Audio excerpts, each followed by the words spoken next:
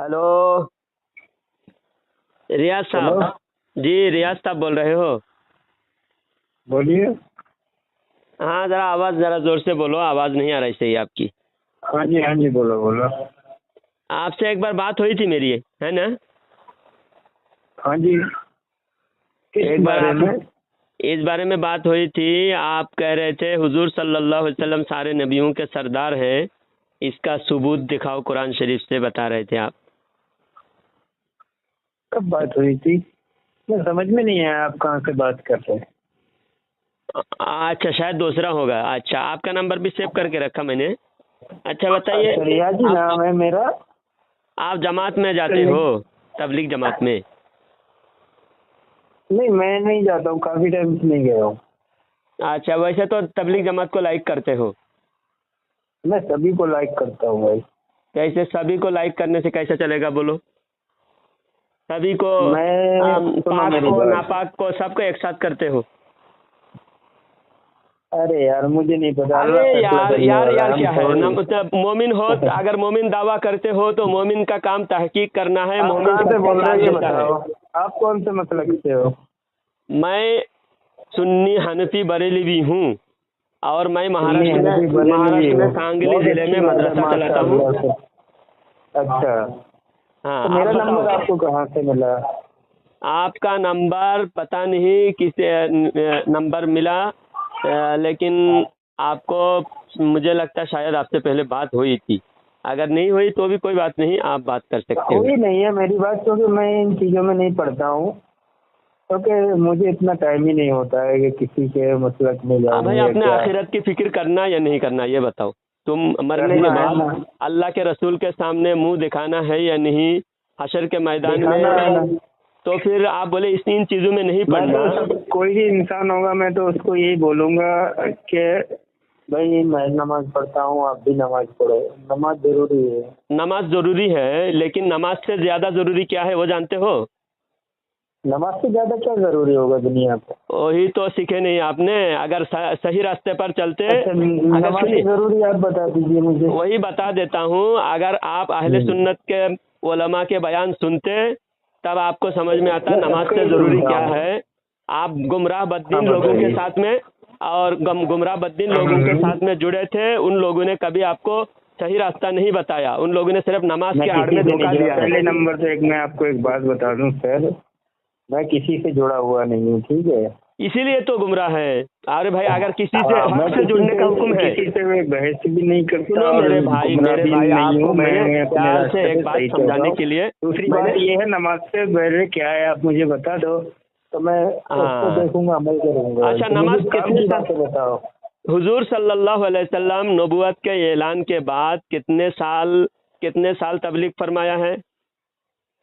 ये नहीं कह रहा हूँ, नमाज से पहले क्या वो वही तो मैं बताइए मुझे। समझाने के लिए भाई, एक बात एक डायरेक्ट एक सेकंड में जवाब देना। मैं और अगर एक बात आलिम ये होता होता, है मैं कि आलिम नहीं हूँ जी जनाब। चल वही बात आपको आप मुझे मालूम। बता दीजिए। मेरे भाई मुझे मालूम है नहीं, आप मुझे आलिम नहीं नहीं पता। हो, इसलिए आपको समझाने के लिए मैं, आपको अगर मालूम नहीं मैं जवाब दे दूंगा। आपको मालूम है तो आप खुद जवाब मुझे देखो नहीं क्या अच्छा पता रहेगा। है, ये मुझे नहीं पता है। हाँ तो नमाज से भी ज़्यादा ज़रूरी ये है कि अल्लाह के हाँ, रसूल सल्लल्लाहु अलैहि वसल्लम ने 23 साल ज़िंदगी में नबुवत के ऐलान के बाद दुनियावी ज़िंदगी गुजारा।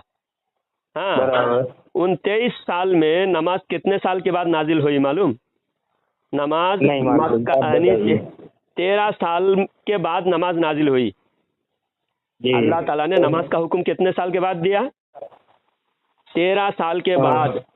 अब 13 साल जो मुसलमान मतलब बने पहले थे, जो पैगंबर आए थे वो उन पे नमाज नाजिल नहीं थी सर? हमारे इस उम्मत पर नमाज फर्ज नहीं था।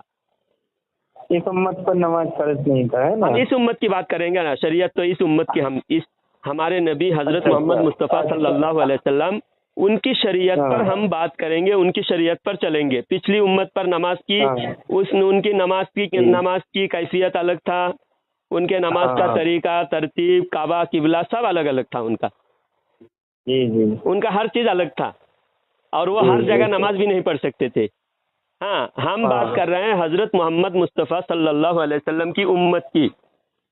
हजरत हाँ मोहम्मद मुस्तफ़ा सल्लल्लाहु अलैहि वसल्लम की उम्मत में जो नमाज है, ये नमाज जब हुजूर सल्लल्लाहु अलैहि वसल्लम सहाबा इकराम को मुसलमान बनाए तो 13 साल तक जो मुसलमान बनते गए उनके ऊपर नमाज भी फर्ज नहीं था, कुछ भी नहीं था। वो 13 साल कैसे मुसलमान थे? वो बगैर नमाज के, वो बगैर नमाज के 13 साल मुसलमान थे। सिर्फ नबी की इश्क व मोहब्बत और ये है जाने ईमान। हाँ, इसलिए आला हजरत ने एक शेर के जरिए से इस बात को उजागर किया है कि अल्लाह की सरतब कदम शान है ये, इंसान ही इंसान, वो इंसान है ये। कुरान तो ईमान बताता है इन्हें, और ईमान ये कहता है मेरी जान है ये। यानी जाने ईमान, ईमान की भी जान क्या है? हजरत मोहम्मद सल्लल्लाहु अलैहि वसल्लम की सच्ची मोहब्बत ईमान की भी जान है। और 13 साल जो मुसलमान बने थे वो नमाज भी नहीं पढ़ते थे, ज़कात भी नहीं देते। हाँ, नमाज पढ़ते थे, नफिल के तौर पर पढ़ते थे।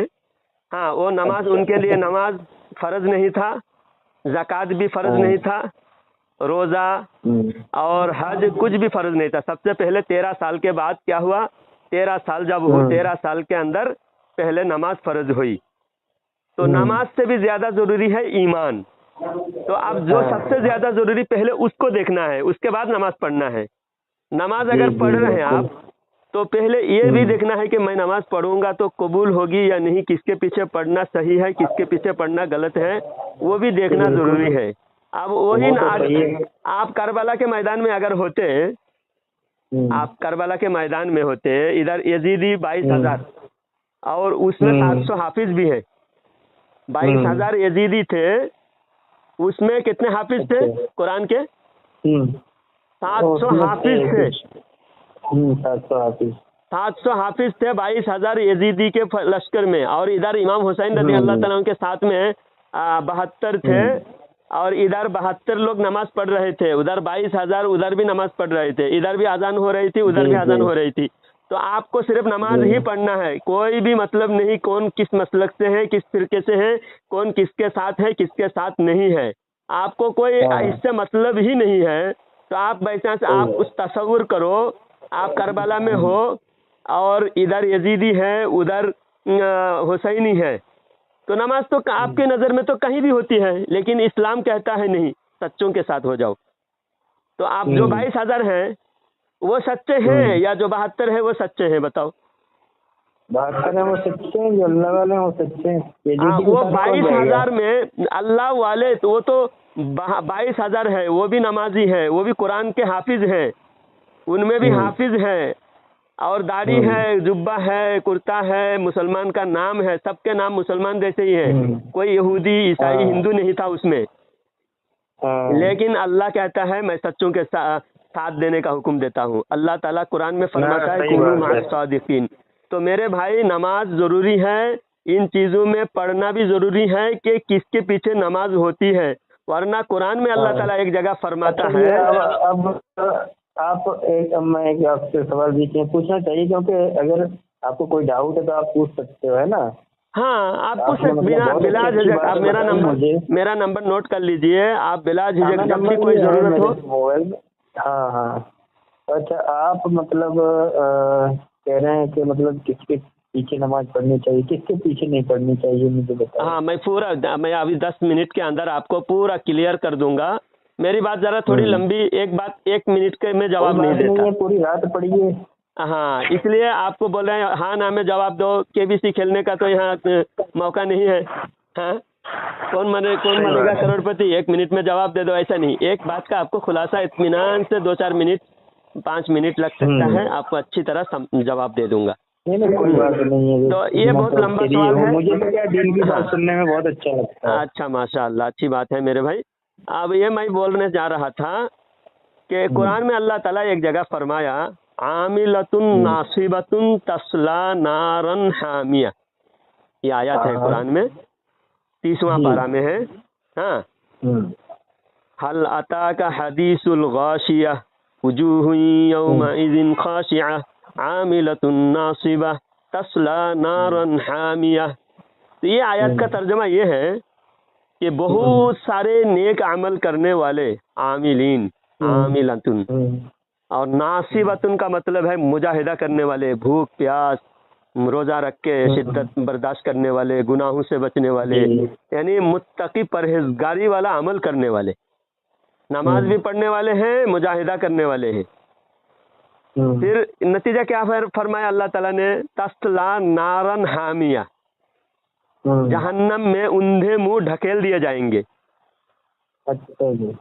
तो जो सिर्फ नमाज, कहीं भी नमाज, आपके जैसे ये मेंटेलिटी, ये सोच आज बहुत सारे लोगों में फैल गई है। उलमा को पूछने को तैयार नहीं, और हर उलमा अलग अलग कैटेगरी के उलमा मिलते हैं, अलग अलग मौलवी अलग अलग तरह की बात करते हैं। लोग दीन से बेजार आके चलो किसी मौलवी की नहीं सुनना है, हम सिर्फ नमाज पढ़ेंगे। तो ये सही नहीं है। ऐसा करने वाला भी बड़ी प्रॉब्लम तो यही है। हाँ, वो प्रॉब्लम का मैं जवाब दे दूंगा। पूछो तो वो उनको गलत बोलते हैं, मतलब समझ में नहीं आता इंसान क्या। हाँ, तो आप एक काम करो मेरे भाई, आपको कोई बीमारी हुई है, आप 3 डॉक्टर के पास जाओ, 3 रकम की दवाई देगा। आप 10 डॉक्टर के पास जाओ, 10 रकम की दवाई लिख के देगा। तो आप बेजार होके कभी ऐसा सोचते हो मुझे किसी डॉक्टर के पास जाना ही नहीं है? ये हर डॉक्टर में अलग अलग मेंटेलिटी, इनका सब अलग अलग है, हर डॉक्टर का सोच अलग है, हर डॉक्टर का रिजल्ट अलग अलग है। मुझे किसी डॉक्टर के पास जाना ही नहीं है, मैं खुद गोली खा के मैं जिंदा रहूं या मरूं, कुछ भी हो जाए, मैं आज के बाद डॉक्टर के पास नहीं जाऊंगा। ऐसा सोचेंगे वो तो क्या है मालूम है, ऐसा सोचोगे तो ऐसा, अगर दुनियावी देखो, दुनियावी चीज से भी दीन को क्यास करना चाहिए। के अंदर मतलब इतना ज्यादा है ना, दूसरे गैर लोग हम पे हावी हो रहे हैं इसी चक्कर नहीं, ये हमारी गलती, असल क्या गलती है जिसकी वजह से गैर लोग हावी हो रहे हैं, मैं पूरी बातें बता दूंगा आपको। आप ये बताओ, मेरे सवाल का जवाब दो। अगर ऐसा डॉक्टर से, आप हर डॉक्टर से आप दूरी इख्तियार करोगे तो आपके लिए मुश्किल खड़ी होगी या नहीं? हाँ, मुश्किल खड़ी होगी, क्या करें? तो आपको क्या करना चाहिए? भरोसा करेंगे कि भाई अल्लाह जो डॉक्टर, अल्लाह पे भरोसा करना भी है और दवाई भी लेना है। ऐसा बीमारी है, सुनिए ना, कोई ऐसी बीमारी है जिसका इलाज ही नहीं हो पा रहा है, इसका इलाज हो ही नहीं पा रहा है, तो फिर अल्लाह पे जरा अल्लाह करेगा। नहीं, वो बात नहीं कर रहा हूँ। जब आप इत्मीनान से, जब मैं बोलूँ ना, आप जरा खामोशी से सुने, फिर मैं जब आपको बोलने दूँ तब बोले। आप ये कहना चाह रहे हैं तो आपको कुछ जो जिस डॉक्टर के पास फायदा हो उसके पास रहे। हाँ, जो डॉक्टर आपको देखना चाहिए, जिस मसला किसी समझ में आ रहा है, जिस मसला को आपको समझ में आ रहा है उसमें रहो। नहीं समझ में आ रहा है नहीं, हक को हर किसी को समझ में आएगा, कोशिश करेंगे, हक हर किसी को समझ में आ जाएगा। दुनिया में भी, दुनियावी एतबार से भी आदमी जो डॉक्टर से फायदेमंद आदमी नजर आता है, सेहत इसकी इलाज अच्छी है, इसके सस्ता, दवाई भी सस्ता है, इलाज भी अच्छी है, हर तरह से फायदा है, तो उस डॉक्टर से इलाज कराएगा। इसी तरह दीनी एतबार से भी आपको हर मौलवी अलग अलग तरह से बात कर रहे हैं बोलकर आपको सारे मौलवियों से दूरी इख्तियार नहीं करना है। आपको सुनना है कौन सच बोल रहा है, कौन हक परस्त है, उसका सुनना है। आप ये बताइए, आप सारे मौलवी, 2-4 मैं मिसाल दूंगा, जिन मसाइल में हमारा झगड़ा शुरू हुआ, यह झगड़ा शुरू होने से पहले, आज से 150 साल पहले, जब अंग्रेज नहीं आया था, तो इस देश में 2 ही कैटेगरी के मुसलमान थे। जाहिरी तौर पर मुसलमान शिया भी कहलाता है, उस हिसाब से कह रहा हूँ, वरना शिया को तो हम मुसलमान नहीं मानते।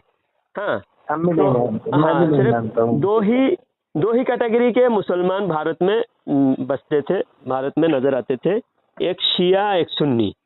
शिया 1-2% थे, बाकी 99-98% सुन्नी थे। और शिया जो ईरान से शाहजहां बादशाह की बीवी जो नूरजहान, मुमताज, ये सब शिया थी। इन लोगों ने ईरान से मौलवियों को बुलाकर शिया धर्म यहाँ फैलाया। जी, तो इससे पहले शिया भी नहीं था, ख्वाजा गरीब नवाज सुन्नी थे, उन्होंने इस्लाम फैलाया, तो उनके नक्शे कदम पर जो भी चलने लगे मुसलमान, सब सुन्नी हुए। और जितने औलिया अल्लाह आए, सबके सब सुन्नी आए। ये देश में सब सुन्नी थे, कोई भी डिवाइड नहीं था, और सब मुसलमान। सुन्नी का क्या मतलब होता है? सुन्नी का मतलब है, शॉर्ट, इसका शॉर्ट फॉर्म है सुन्नी। सुन्नी का लॉन्ग फॉर्म है अहले सुन्नत व जमात। अहले सुन्नत वल जमात। हाँ, अहले सुन्नत व जमात यानी सहाबा इकराम अपने को अहले सुन्नत कहलाए, क्योंकि जब सहाबा इकराम के ज़माने में मुसलमान, जब हज़रत अबू बकर रज़ी अल्लाह तआला अन्हु, हज़रत उमर के दौर में सिर्फ मुसलमान थे, ना सुन्नी था ना शिया था, हर कोई सिर्फ मुसलमान कहते थे। हालांकि उस वक्त भी मुनाफिक पैदा हुए थे, मुनाफिक जो ज़ाहिरी तौर पर खुद को मुसलमान, कोई सुन्नी शिया नहीं था या कोई बरेलवी या मुझे बोलने देवबंदी नहीं दीजिए, था। मुझे बोलने दीजिए, आपको पूरी, अरे भाई मुझे बोलने दीजिए, मैं एक तरफ से बोलते रहूंगा, आपको पूरे हर सवाल का, जितने सवाल आपने किया अभी तक बहुत लंबा हो जाएगा जवाब, आप चलो सिर्फ बाद सुनते में रहिए। आपसे सवाल कर लूंगा, क्योंकि हाँ, बाद मुझे में जहाँ सवाल जहाँ मैं कर आपने लीजिएगा। आपकी जो बातें आपने बोली हैं उसमें मैं आप मुझे जो नहीं समझ में उसमें आपसे सवाल कर लूंगा। हाँ, बाद में कोई सवाल कर दिक्कत लीजिएगा, ये 2 सवाल का फिर जवाब देने दीजिए। जब सिर्फ मुसलमान थे, उस वक्त जब मुसलमान एक ही कैटेगरी का था, तो किसी को दूसरा एक्स्ट्रा नाम जोड़ने की जरूरत नहीं हुई।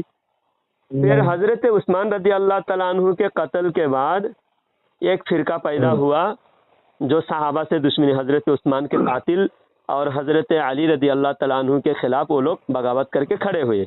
तो हजरत अली के दुश्मन और सहाबा इकराम के दुश्मन थे, वो अहले बैत के भी दुश्मन थे, सहाबा के भी दुश्मन थे। उनका लक़ब हो गया खारिजी, एक फिरका पैदा हुआ खारिजी। क्या मालूम, ये तो मैंने नाम ही नहीं सुना। खारिजी तो सुनना, इल्म हासिल करने के लिए जब इस इल्म हासिल करेंगे तब मालूम पड़ेगा। खारिजी एक इल्म की फिरका, बात ही नहीं है सर। हाँ, इसलिए आप, एक हदीस है, हुजूर सल्लल्लाहु अलैहि वसल्लम ने फरमाया मेरी उम्मत 73 फिरके में बटेगी, उसमें एक जन्नती होगा, बाकी 72 जहन्नमी। ये सही हदीस है और तकरीबन 20 किताब में मौजूद है हदीस की, जो हदीसों की किताबें हैं 20 हदीस की किताबों में ये हदीस मौजूद है, सही हदीस है। और हर फिरके वाला ये हदीस को सही मानता है कि मेरी उम्मत 73 फिरके में बटेगी, उसमें एक ही फिरका जन्नती होगा, बाकी 72 जहन्नमी। तो अब ये 72 जहन्नमी है ना, 72 फिरके की 2 कैटेगरी हुए हैं, 2 कैटेगरी के हो जाएगा लास्ट तक। हाँ, वो तो लास्ट में मतलब 73 फिरके होंगे, उसमें से एक ही जन्नत में जाएगा। हाँ, सिर्फ एक ही जन्नत में जाएगा, बाकी सब जहन्नम में फेंक दी जाएंगे। हाँ, बाकी 72 जहन्नम में जाएंगे। ये हदीस है, हुजूर की हदीस है। अरे तब तो पता नहीं, हक पे जो होगा वही जाएगा जन्नत में। हाँ, हक पे, वो हक पे कैसा होगा, उसकी निशानी क्या है, उसकी पहचान क्या है, आज आपको बता दूंगा इंशाल्लाह, बता के ही छोड़ूंगा, ठीक है। तो ये खारिजी फिरका पैदा हुआ, एक फिरका खारिजी पैदा हुआ, उन्होंने हजरत अली को काफिर कहा, मुशरिक कहा, और उनकी निशानी भी ये है, बात में वो लोग शिरिक का रट लगाते हैं। हजरत अली पर भी शिरिक का फतवा लगाया था इन्होंने। तो आज भी वही खारिजी फिरका, एक फिरका पैदा हुआ, अली को माज़अल्लाह काफिर और मुशरिक कहा, और हजरत उस्मान के कत्ल में भी उन्हीं लोगों का, शरीरों का हाथ था। तो वो फिरका जब पैदा हुआ तो एक फिरका और पैदा हुआ जिसका नाम है राबजी। वो कहने हम अली के चाहने वाले, और अली के चाहते, कौन सा फिरका था वो? राबजी, शिया को ही राबजी कहते हैं। हाँ, अच्छा, एक है खारिजी, एक है राबजी। तो ये 2 अलग अलग नजरिया का, जैसा भारत के एतबार से जो कहते हैं ना, ये गवर्नमेंट, इसमें पॉलिटिकल नाम के लेफ्टिस्ट और राइटिस्ट बोलते हैं ना, या पॉलिटिकल एतबार से बोलते हैं। लेफ्टिस्ट का मतलब है वो जो कम्युनिज्म है, और जो राइटिस्ट बोलते हैं जो धर्म को मानता है और धार्मिक संगठन वगैरह को राइटिस्ट कहते हैं।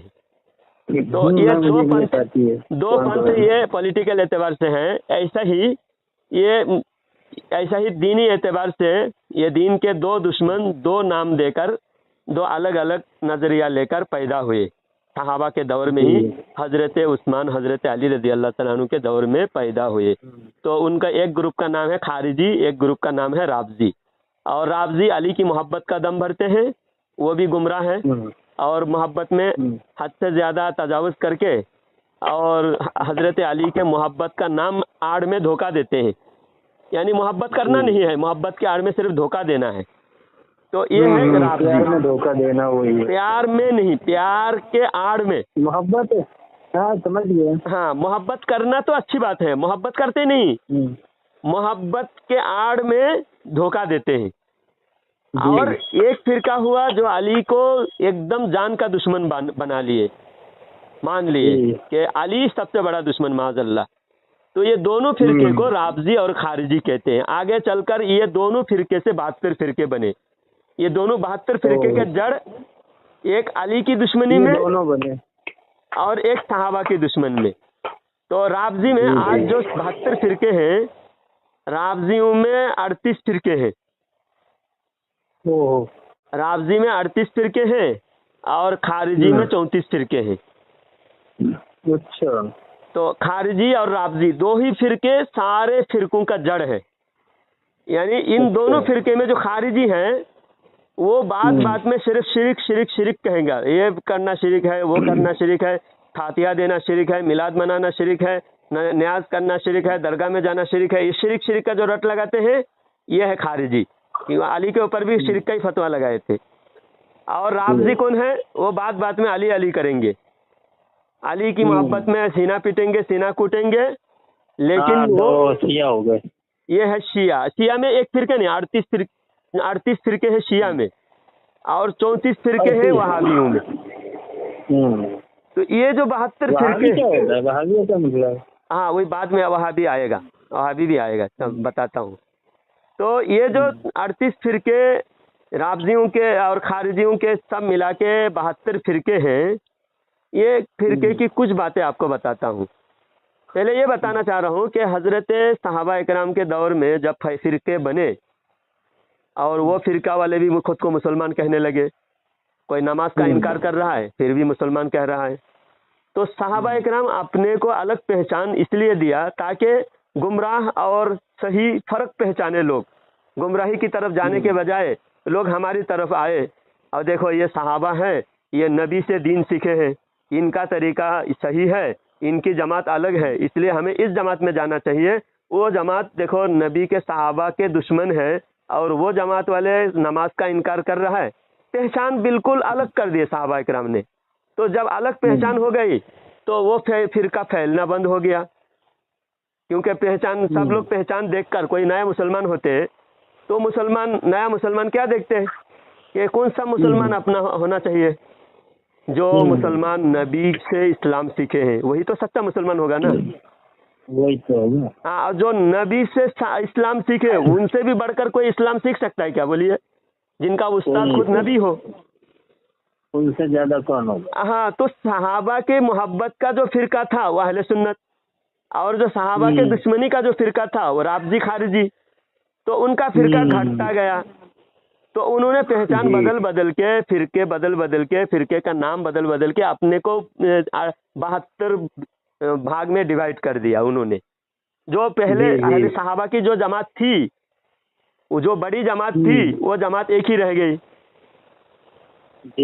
वो एक ही रह गई। बाकी जो जिनका जमात चल नहीं पाया उन्होंने अपनी पहचान बदल दिया, कोई मसला बदल दिया, कोई तरीका बदल दिया, सिस्टम बदल दिया, फिर वो अलग अलग भागों में डिवाइड हो गए। तो इस वजह से उनका फिरका टूट टूट के 72 हो गए। और जो शुरू में जो जमात थी, जो पुरानी जमात थी, आज भी आप देखो हर इलाके में जो पुरानी जमात है वो कौन सी जमात? वो बरेलवी है। और जो नई नई जमातें बन रही है वो हर जमात अलग अलग आइडियोलॉजी, अलग अलग तौर तरीका, अलग अलग सिस्टम, अलग अलग नाम लेकर दुनिया में आ रहे हैं और लोगों को बहका रहे हैं। तो लोग जाहिल नादान लोग उनके बहकावे में आ रहे हैं, कोई पैसे की लालच में उनके बहकावे में आ रहे हैं। कोई समझ नहीं पा रहा है, समझे मेरे भाई? तो इस वजह से अब मुसलमान जो सहाबा इकराम ने अहले सुन्नत नाम दिया, वही नाम आज तक हम उसी नाम पर हम कायम है। तो अब ये भारत में जब इस्लाम सुन्नी मुसलमान सब भारत में फैले अल्लाह वालों के नक्शे कदम पर चलते हुए, और शिया भी थोड़े बहुत आए थे, तो अंग्रेज आया। अंग्रेज आके देखे सारे मुसलमानों को एकजुट देखकर अंग्रेज डर गए। अंग्रेज बोले तो मुसलमान अगर एक होकर हमारा मुकाबला करेगा तो हम ये भारत में टिक नहीं पाएंगे। तो अब मुसलमानों के दिलों से एक ईमान निकाल दो और मुसलमानों के दिल से नबी की मोहब्बत निकाल दो, क्योंकि ईमान नबी की मोहब्बत को अगर मुसलमानों के दिल से निकल गई फिर मुसलमानों को तोड़ना, मुसलमानों को अलग अलग डिवाइड करना आसान हो जाएगा। इसलिए अंग्रेज ने कुछ मौलवियों को तैयार किया। उन मौलवियों ने कुछ किताबें लिखे और उस किताब की लिखने की वजह से मुसलमान, जैसा एक किताब लिखे, देवबंद से एक किताब लिखा गया बराहीन कातिया, किताब का नाम है बराहीन कातिया, पेज आपको व्हाट्सएप पे सेंड कर दूंगा, देख लीजिएगा। बराहीन कातिया देवबंद से छपी है। क्योंकि मैं आपको बीच में सॉरी डिस्टर्ब कर रहा हूँ। हाँ बोलिए। कई जगह मैं गुजराती हूँ, ठीक है, मैं हिंदी परफेक्ट बोलता हूँ, इंग्लिश भी बोल लेता हूँ, और मैं गुजराती हूँ, तो गुजराती में अगर बोलूँगा तो आपको समझ में नहीं आएगा। हाँ। तो कई बार क्या होता है, जैसे मजलिस लगी होती है, हाँ। और मतलब दो पार्टी आपस में बातें चीतें करती है, ठीक है, हाँ। तो वहाँ पे मुझे पता नहीं चलता दीन इस्लाम के बारे में इतना, तो मैं वहाँ खामोश ही रहता हूँ। क्या है इसमें, क्या है, आप भेजोगे तो मैं थोड़ा पढ़ूंगा तो मुझे मालूम होगा। नहीं, आप सिर्फ ये कंफर्म करना कि ये किताब में जो लिखा है, एक लफ्ज जो एक पेज में लिखा हुआ है, उसका मेन मसला बता दूंगा, आप समझ लोगे कि ये किताब में ऑलरेडी है। जी। वरना आप ये समझोगे कि मौलाना तो शायद झूठ बोले होंगे, क्योंकि नहीं, मुझे उर्दू आती है, पढ़ना मैं पढ़ लूंगा। हाँ, तो देवबंद से किताब छपी है, ये तकरीबन 125 साल पहले किताब लिखी, 150 साल पहले। उस किताब में लिखा हुआ है कि अल्लाह झूठ बोल सकता है। आप बताओ, आप खुद आप आलिम भी नहीं, आप कुछ भी नहीं, लेकिन आपके दिमाग क्या कहता है? अल्लाह ने आपको थोड़ा दिमाग दिया ना। बिल्कुल सरासर गलत बात ही है इसमें, तो कोई मेरा दिमाग क्या, किसी काफिर को भी आप बोलोगे तो अगर वो काफिर भी होगा तो भी यही बोलेगा कि भाई किसी के भगवान झूठ नहीं बोल सकता। देखो, मैं एक थाने में इसी बात पर देवबंदी के साथ मेरा झगड़ा हुआ था। थाने में लेके गए मुझे पकड़ के। हाँ, क्यों? झगड़ा पैदा कर रहा है मौलवी, लड़ा रहा है बोलकर। फिर मैं पुलिस के सामने, पुलिस को मैं बोला, जो होता है उसके साथ यही होता है। चलो आगे बोलिए। पुलिस के सामने मैं यही बात रखा जो आप बोले। पुलिस को मैं बोला, साहब आप हिंदू है ना? बोले हाँ मैं हिंदू हूँ। तो फिर मैंने कहा कि आपके धर्म में आपका भगवान झूठ बोल सकता है? तो आपके धर्म की किताब में ऐसा कोई बात है? तो नहीं। अगर कोई आपके कोई दूसरा हिंदू अगर बोले कि भगवान झूठ बोल सकता है, तो आप उसको हिंदू मानोगे या फिर उसको आप सही आदमी मानोगे या गलत मानोगे? तो सर बोले, पुलिस ऑफिसर बोले, वो तो गलत ही होगा ना। मैं यही बात इनकी किताब में लिखा हुआ है, मैं इनको बोलता हूँ तो ये लड़ाई करते, तो मैं क्या करूँ? ये इतनी बड़ी गलत बात है, इसको कोई भी मुसलमान बर्दाश्त करना चाहिए या नहीं करना चाहिए? आप खुद ये करो। फिर पुलिस बोले ये बात तो किताब में अगर है पढ़ के सुनाओ। फिर मैं पढ़ के उस किताब को पढ़ के पुलिस के सामने रखा, और देवबंदी सामने जो खड़ा था उसको बोला तुम भी पढ़ो। तो वो पुलिस उसको बार बार बोले पढ़ के बताओ, पढ़ने को तैयार नहीं, पढ़ने को तैयार नहीं। एक ही बात है, कहाँ से बोलेगा? मैं आपको पेज भेज दूंगा, आप खुद भी पढ़ लेना, किसी से पढ़वा लेना। और पेज दोनों भेज देना मुझे। हाँ, किताब का फ्रंट पेज भी भेज दूंगा। और ये एक किताब में नहीं, 4 किताबों में लिखे हैं देवबंदियों ने। अच्छा बताओ, इतना बड़ा मौलवी, जब आप आलिम नहीं हो, हाँ, आपको समझ में आ रहा है ये गलत है, इतना बड़ा मौलवी जो लिखा है उसको समझ में नहीं आया था क्या? सही बात है, उसको समझना चाहिए। मैं ये क्या समझना चाहिए ना, समझ में आया है, लेकिन अंग्रेज ने कहा हमारी बात पर चलना पड़ेगा तुमको। किताब ऐसा हम बोलते हैं वैसा लिखो, तुमको मोटी रकम मिलेगा, तुमको मोटी रकम मिलेगा, और बड़ा मदरसा तुम्हारे लिए खोल देंगे, हजारों मुसलमान तुम्हारे पीछे हो जाएंगे, तुम्हारा कौन बिगाड़ सकता है? हम हुकूमत, गवर्नमेंट तुम्हारे साथ में है, हजारों मुसलमान तुम्हारे पैसे के बलबूते पर तुम्हारा बड़ा मदरसा देखेगा, बहुत बड़ा मौलाना, बहुत बड़ी दाढ़ी और बहुत बड़ा अल्लामा तुम्हारा देखेगा। मुसलमान तुम्हारी ये बात को भूल जाएंगे। थोड़े दिन कुछ लोग तुम्हारे ऊपर एतराज करेंगे, लड़ाई लफड़ा करेंगे, उसके बाद तुम्हारे पल्ला भारी रहेगा।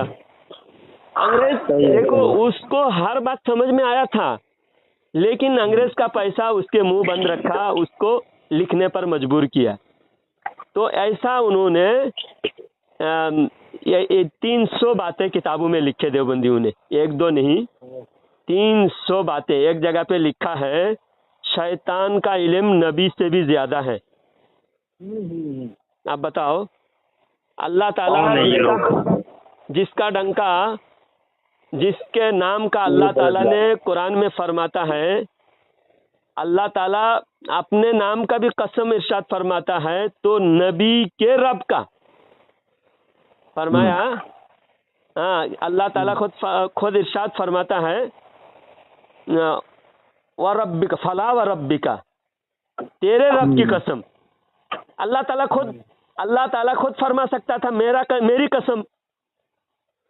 अल्लाह कुरान में क्या फरमाया, फला व रब्बिका, आपके रब की कसम।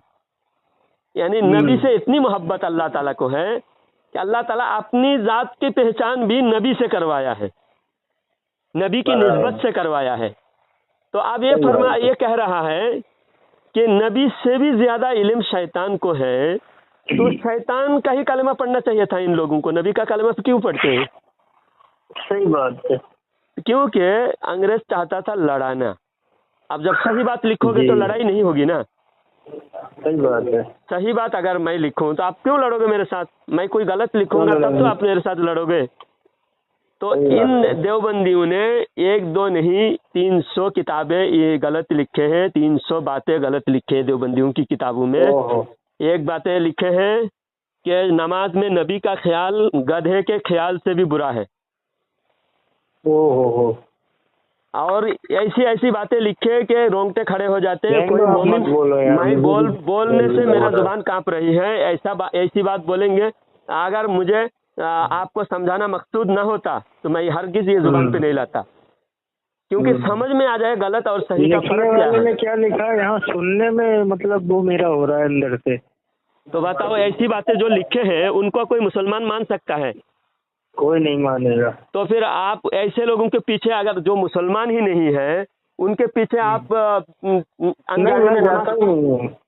अनजाने में आप नमाज पढ़ते जा रहे हो, आप समझ रहे हो कि नमाज तो हो जाती है, लेकिन अगर मुझे पता है कि ये ऐसे लोगों के पीछे नमाज नहीं होती, तो फिर मेरा फर्ज क्या है, आपको बोलना या नहीं बोलना, आपको समझाना। सही बात है। तो इसलिए सही बात है। आप जो इतने साल से आप नमाज पढ़ रहे थे, आप समझ रहे थे कि इनके ये सब बातों के पीछे नहीं पड़ना है, नमाज किधर भी हो जाती है, ये सब मौलवियों के झगड़े हैं, ये सब झगड़े हम समझने के जरूरी नहीं है। आप बताओ, नबी के बारे में ऐसी बातें अगर कोई लिखे हैं तो आप उसको नजरअंदाज कर रहे हो। अल्लाह ताला कुरान में क्या फरमाता है? कुरान में था ही नहीं ना हमारे पास। वही नहीं है हमें। अब आगे जाके देखेंगे भाई। हाँ, देखिए को हमें पीछे फॉलो। अल्लाह ताला कुरान में फरमाता है कि अन नबिय्यु औला बिल मुमिनीन मिन अनफुसिहिम। अल्लाह कुरान में फरमाता है नबी का हक मोमिन पर जान से भी ज्यादा है। जान से भी ज्यादा किसका हक है? नबी का हक है। कुरान में फरमाता है सूरह अहज़ाब 22वां पारा में अल्लाह ताला फरमाता है कि नबी का हक जान से भी ज्यादा है। अब माँ बाप, आदमी जब मौका होता है कि जान बचाना है, माल घर में आग लगी, अब पैसा है, बीवी बच्चे हैं, माँ बाप है, तो पहले पैसा बचाएगा या माँ बाप को बचाएगा?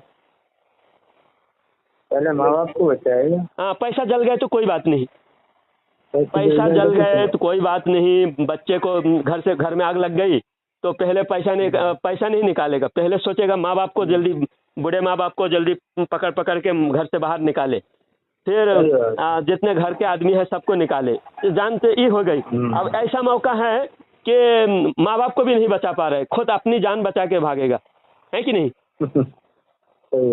आखिरी मौका अगर खुद है कि अब खुद अपनी जान बचाना भी मुश्किल है, तब क्या करेगा? सही बात है, खुद की जान बचाएगा। तो जब माँ बाप से भी ज्यादा अपनी जान बचाने की जरूरत है, अपनी जान बचाना फर्ज है, उससे भी बड़ा फर्ज है नबी का दीन बचाना और नबी के इज्जत, नबी की आजमत की हिफाजत करना, यानी अपनी जान से भी ज्यादा। अल्लाह ताला कुरान में फरमाता है अपनी जान से भी ज्यादा। तो माँ बाप से ज्यादा अपनी जान और अपनी जान से भी ज्यादा नबी की अजमत। बात समझ में आई? अभी आपके माँ को कोई गाली दे, आप उसके पीछे नमाज पढ़ोगे? नहीं। आपकी माँ को, माँ की गाली दे दी किसी ने, मौलाना, तू बोले अरे माँ की गाली देता है, तू मौलाना है कि तू हजाम है, तू साला चोर है, लुटेरा है, बदमाश है, तू मेरी माँ को गाली दिया तूने। माँ की गाली कोई आप बर्दाश्त नहीं कर सकते हो, और नबी को गाली दिया, 300 गालियां दिया, एक दो नहीं, कैसे बर्दाश्त करें? आप उसके पीछे आप नमाज पढ़ते हो। हाँ, सही बात है। आप बताओ, कोई बाप का मोहब्बत करने वाला लड़का उसकी बाप को कोई थप्पड़ मार दे, फिर वो उसको अल्लामा मौलाना कहेगा? नहीं, बिला वजह तो मेरे बाप को तूने थप्पड़ मार दिया। तो एक बाप की इज्जत होती है उससे भी ज्यादा अपनी जान की, और अपनी जान से भी ज्यादा नबी की। तो नबी की अजमत के हम लोग क्या है, नजरअंदाज कर दे रहे हैं। अरे कोई बात नहीं, आप समझो आप रास्ते में हो, किसी ने आकर कहा कि भाई देखो फलाना जगह तुम्हारे अब्बा को किसी ने दो लोगों ने पकड़कर तुम्हारे अब्बा के साथ बदतमीजी कर रहे हैं, मार रहा है, तो तुमने कह दिया अरे होने दो, चलता है ये सब, कोई परवाह नहीं। तो लोग क्या समझेगा, लोग क्या बोलेगा आपको? गलत ही बोलेगा कि ऐसा नहीं होना चाहिए। अरे भाई तू एक तेरे बाप के साथ बदतमीजी कर रहा है कोई, और तू बोलता है ये सब चलता है, कोई बात नहीं, कोई बड़ी बात नहीं। ऐसे बदतमीजी कोई भी सही लड़का माँ बाप को ऐसा नजरअंदाज कर सकता है? नहीं कर सकता। तो माँ बाप को हम नजरअंदाज नहीं करते, और माँ बाप से भी ज्यादा रसूल करीम सल्लल्लाहु अलैहि वसल्लम की अजमत है। तो रसूल करीम सल्लल्लाहु अलैहि वसल्लम के बारे में देवबंदियों ने किताब में ऐसी ऐसी बातें लिखे जो बोलने लायक नहीं, बोल नहीं सकता, जुबान पे नहीं ला सकता। उसके बावजूद लोग सिर्फ नमाज देखकर इनकी तरफ जाते हैं। तभी मैंने शुरू में मिसाल दिया कि करबला में 2 तरह के नमाजी थे। एक नमाज पढ़ रहे थे, और नमाज में क्या पढ़ रहे थे, अल्लाहुम्मा सल्ली अला मुहम्मद व अला आली मुहम्मद, आय अल्लाह रहमत नाजिल फरमा मोहम्मद सल्लल्लाहु अलैहि वसल्लम पर, और मोहम्मद सल्लल्लाहु अलैहि वसल्लम के आल पर, मोहम्मद सल्लल्लाहु अलैहि वसल्लम के घर वालों पर। नमाज में पढ़ रहे, दुरूद पढ़ते हो कि नहीं नमाज में? पढ़ते, दुरूद के बिना कैसे होगी नमाज? हाँ, तो जब मोहम्मद सल्लल्लाहु अलैहि वसल्लम के घर वाले का नाम भी नमाज में आ रहा है दुरूद में, आप जो नमाज पढ़ रहे थे यजीदी, कत्ल किसको करने आए थे? हुसैन को। हुसैन कौन है? हुसैन नबी सल्लल्लाहु अलैहि वसल्लम के नवासे हैं। नवासे, नबी सल्लल्लाहु अलैहि वसल्लम के आल है, घर वाले हैं, आले मोहम्मद। जो दुरूद में आप जिनके बारे में दुरूद में आप पढ़ रहे हो, आले मोहम्मद, वही आले मोहम्मद है इमाम हुसैन रज़ी अल्लाह तआला अन्हु। आप जो नमाज में पढ़ रहे हैं, आले मोहम्मद पर दुरूद भी पढ़ रहे हैं, और आले मोहम्मद को कत्ल भी करने आए हैं जी। तो वैसे नमाज आप पढ़ोगे? यजीद के अंदर भी थे नमाज पढ़ने वाले। हाँ, यजीद की फौज में भी थे नमाज पढ़ने वाले। हाँ, मैं तो वही बताया ना, 700 हाफिज थे। ओहो, यजीद के फौज में 700 हाफिज थे, 22,000 लश्कर में 700 हाफिज थे, और वो दाढ़ी टोपी जुब्बा कुब्बा सब थे, सब बड़े बड़े अल्लामा कहलाने वाले थे। जी जी। लेकिन क्या उनकी नमाज, उनकी इल्म, उनका कुरान का हाफिज होना कबूल होगा? नहीं होगा। जो आले मोहम्मद को ही कत्ल करने आए हैं जी। और नमाज भी पढ़ रहे हैं। इसलिए सिर्फ नमाज, आपने देखो कहा कि सबसे पहले नमाज से भी पहले नबी की मोहब्बत। इसलिए 13 साल सहाबा इकराम को नमाज नहीं दिया, पहले नबी की मोहब्बत में पक्का कर दिया उनको कि नबी की मोहब्बत में इतना दीवाना हो गए सहाबा इकराम कि अब इनको दीन से हटाना नामुमकिन है। अब ये इतना पक्का नमाजी बन गए, अब इनका नमाज अगर दिया जाएगा तो नमाज की ये कदर करेंगे, नमाज की कदर करेंगे, तब जाके नमाजी बना, अल्लाह ताला ने उनको नमाज अता फरमाया। अब ये बताओ, ये जो बंदूक का लाइसेंस होता है, समझो आप बड़े मालदार आदमी हैं, आप लाइसेंस धारी बंदूक रखे हो, तो आप एक छोटा 1 साल 6 महीने के बच्चे के हाथ में आप उसके अंदर गोली डाल के आप 6 महीने के बच्चे के हाथ में दोगे? नहीं। हाँ, वो किसी के तरफ भी शूट कर, बच्चा है, खिलौना है, और बच्चे को जो बंदूक देते हो वो खिलौना वाला बंदूक जिसमें कोई पावर नहीं होता। असली बंदूक कभी बच्चे के हाथ में दोगे? नहीं। क्योंकि वो पहले समझदारी, उसको इस्तेमाल करने का, जब गवर्नमेंट भी लाइसेंस देता है तो पूरी तरह से उसके वो कितना पाबंद है, कितना उसके बैकग्राउंड, पूरे जिंदगी का लाइफ चेक करता है उसका, तब जाके गवर्नमेंट उसको लाइसेंस वाला देता है कि ये संभाल पाएगा या किसी पर ये जुल्म करेगा। हर किसी को लाइसेंस नहीं देता। सही बात है। जितना बड़े पैसा वाला मुल्क है उतना ज्यादा इस बारे में टाइट है, वो लोग सख्ती है, क्योंकि पैसे के बलबूते पर हर कोई बंदूक खरीदेगा, एक दूसरे पर जुल्म करेगा, एक दूसरे को डराएगा, इसलिए पब्लिक को, हर किसी को परमिशन नहीं मिलता। तो पावर पहले उसको यूज करने के लायक बना के देता है। दुनिया वाले भी कोई चीज देता है तो देने से पहले उसकी कदर करेगा नहीं करेगा वो हिसाब से देता है। तो अल्लाह ताला भी सहाबा इकराम को नमाजी पूरा नमाज की कदर करने वाला बनाया और नबी के इश्क में सरसार बनाकर, नबी के इश्क का दीवाना बनाकर उसके बाद सहाबा इकराम को नमाज अता फरमाया। और जब नमाज दिया तो नमाज में, उनकी नमाज में इतनी पावर थी कि घर में खाना नहीं है, आटा नहीं है, तो एक सहाबी ने देखा घर में कोई खाने की सामान नहीं है, तो वो सहाबी जाके मस्जिद में नमाज में खड़े हो गए। फिर नमाज पढ़कर वापस घर आए। घर आकर बीवी से कहा कि खाने का कोई इंतज़ाम हुआ? तो बीवी ने कहा कि नहीं हुआ। तो वो सहाबी ने सोचा कि शायद मेरी नमाज में कोई कमी हो, क्योंकि अल्लाह के रसूल सल्लल्लाहु अलैहि वसल्लम ने फरमाया नमाज के ज़रिए से हर मसले का हल, हर परेशानी से नाजात मिलेगी। तो वो सहाबी ने फिर वज़ू फरमाया, फिर जाके दोबारा नमाज पढ़ी, नफिल पढ़ी, नमाज हाजत पढ़ी, फिर दोबारा फिर वापस घर आए।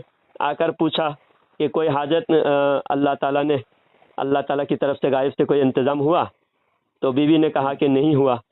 फिर तीसरी बार जाके नमाज पढ़ के घर आया, आके देखा वो सहाबी के आटा चक्की खुद ब खुद घूम रही है, चक्की का पार्ट खुद ब खुद घूम रही है और उसके अंदर से आटा निकल रहा है।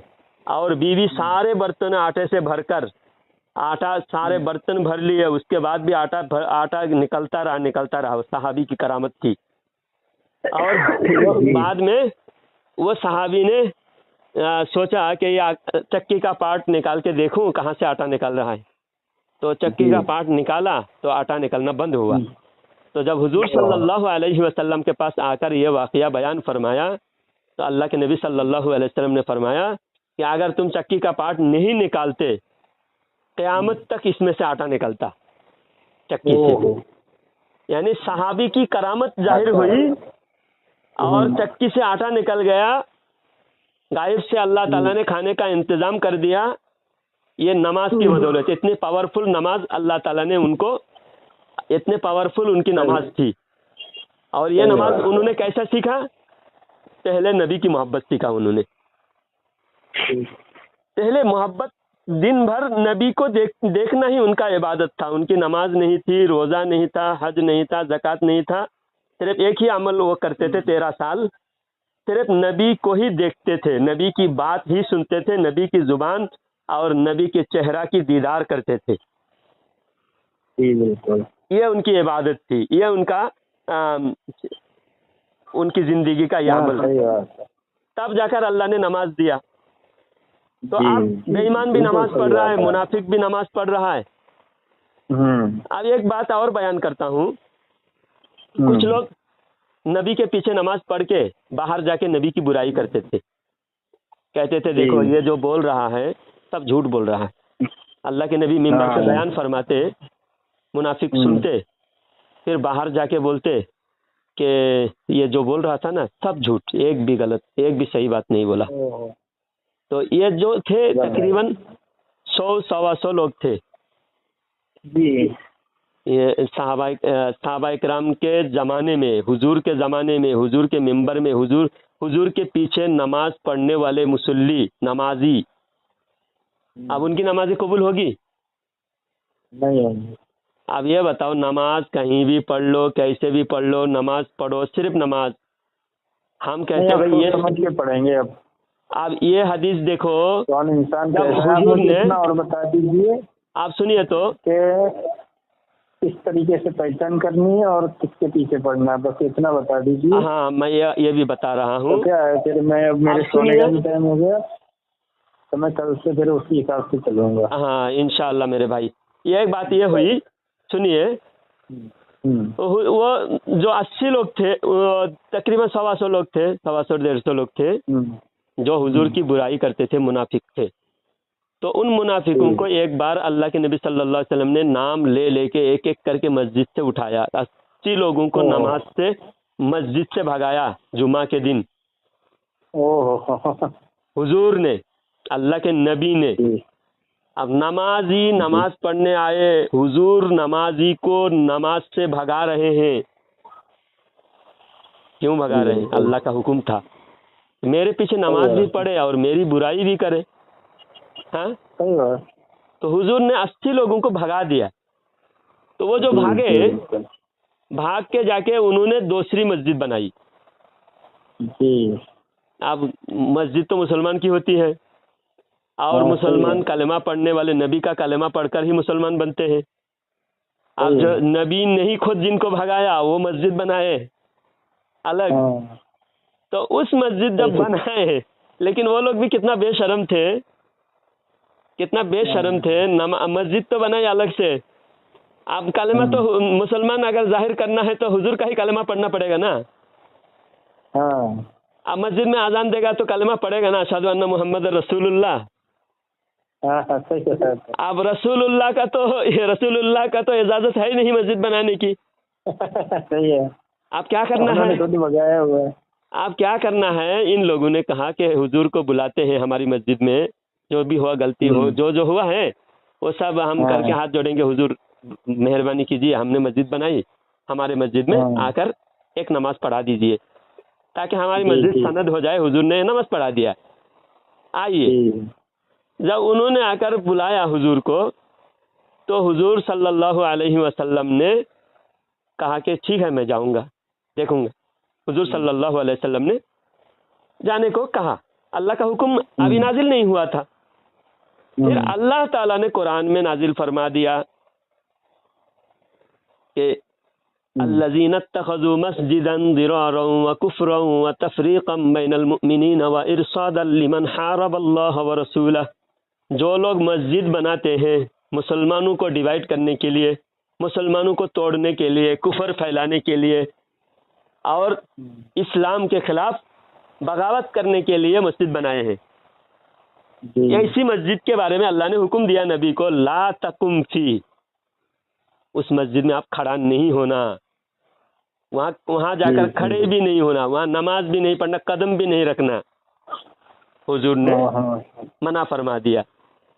एक मस्जिद है, जो मस्जिद है, नाम भी मस्जिद का है, मस्जिदन अल्लज़ीना इत्तख़ज़ू मस्जिदन दिरारन, मस्जिद है, लेकिन उसका नाम क्या है? मस्जिद ज़िरार। और दूसरी एक मस्जिद है कुबा। कुबा वाले ने मस्जिद बनाई, और उस मस्जिद में अल्लाह के नबी को अल्लाह हुक्म देता है कि लमस्जिदुन उस्सिसा अला तक़वा मिन अव्वल यौमिन अहक्कु अन तक़ूम फीही रिजालुन युहिब्बूना अन यततहहरू वल्लाहु युहिब्बुल मुत्तहिरीन। ये मस्जिद कुबा के शान में अल्लाह ने नाजिल फरमाया।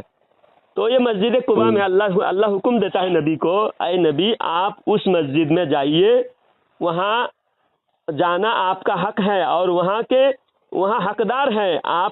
आपके लिए ये मुनासिब है कि आप उस मस्जिद में जाए जहाँ के लोग तकवा तहारत वाले हैं, यानी तकवा वाले तहारत वाले हैं। उनके पास जाकर उस मस्जिद में आप खड़े हो जाइए, ताकि उनके दिल को सुकून मिले और उस मस्जिद में बरकत हासिल हो, और उस मस्जिद वालों को सनद मिल जाए। उस मस्जिद वाले आपके आने से उस मस्जिद वाले खुश हो जाए। उस मस्जिद में आप जाइए। आप दोनों मस्जिद हैं आपके नज़र में, और दुनिया के लोगों के इस ज़माने में अक्सर लोग ऐसा सोचते हैं कि मस्जिद तो मस्जिद है, सब मस्जिद में जाओ। मस्जिद में क्या फ़र्क है, चाहे देवबंदी की मस्जिद हो, बरेलवी की मस्जिद हो, अहले हदीस की मस्जिद हो, शिया की मस्जिद हो, मेरी नमाज तो हर मस्जिद में होती है। ऐसा सोचते हैं तो नहीं, मस्जिद में फ़र्क क्या है? ये मेरी हमारी सोच क्या है थोड़ी, अब क्या आपने जब समझा समझ में आ गया। आप बताओ, मस्जिद में अल्लाह एक मस्जिद के बारे में हुक्म देता है, एक मस्जिद के बारे में अल्लाह कहता है मत जाओ, एक मस्जिद के बारे में अल्लाह कहता है मत जाओ, दूसरी मस्जिद के बारे में अल्लाह कहता है जाओ, जरूर जाओ। तो फर्क हुआ कि नहीं दो मस्जिद में? फर्क हुआ कि नहीं? क्योंकि वो गद्दारों की मस्जिद थी, अल्लाह ने जाने से मना कर दिया। एक वफादारों की मस्जिद थी, अल्लाह ने जाने का हुक्म दे दिया। तो मेरे भाई, इसी तरह वफादार और गद्दार का पहचान हमें करना चाहिए, समझे मेरे भाई? अब जो नबी के नाम से जलते हैं, नबी के शान से जलते हैं, नबी के मिलाद से जलते हैं, नबी की तारीफ से जलते हैं, सलाम पढ़ने से जलते हैं, तो आप समझो ये गद्दारों की मस्जिद है, उस मस्जिद में जाना ही नहीं चाहिए। और जहाँ नबी की शान में सलाम पढ़ा जाता है, नबी की तारीफें होती हैं, और नबी के वफादारों की मस्जिद है, जहाँ नबी के गुस्ताखी नहीं होती, नबी के गुस्ताखों का नाम नहीं लिया जाता, नबी के गुस्ताखों को नहीं माना जाता, उस मस्जिद में ज़रूर जाइए, क्योंकि वो वफादारों की मस्जिद है। सही बात। अब जो जिन लोगों ने किताब में लिखा है नबी का इल्म शैतान से भी कम है, शैतान का इल्म नबी से ज़्यादा है, नबी के माज़अल्लाह, तो वो उन समझ के अपनी नमाज पढ़ूंगा, ठीक है? अभी क्या बच्चे रोने लग गए तो क्या? हाँ, वही लोग वहाबी है। आप वहाबी के बारे में पूछे ना, यानी जो नबी की शान से जलते हैं उनको हम लोग वहाबी कहते हैं, उनका पहचान, उनका नाम वहाबी है, जो नबी की शान से जलते हैं। समझ गया मैं सारी बातें आपकी। बहुत लंबी हुई है। मेरा नंबर आपको मैं सेंड करूंगा, मैसेज करूंगा आपको व्हाट्सएप पे। आप मुझे मेरा व्हाट्सएप नंबर सेव कर लीजिएगा, आपसे बात होती रहेगी इंशाअल्लाह। कोई भी मसला हो मुझसे पूछ सकते हैं, आप मुझसे पूछ के अमल करते रहे, इंशाअल्लाह मैं आपको हर मसला बताता रहूँगा। ठीक है मेरे भाई, ठीक है भाई, दुआ में याद रखना। अस्सलाम वालेकुम व रहमतुल्लाहि व बरकातहू।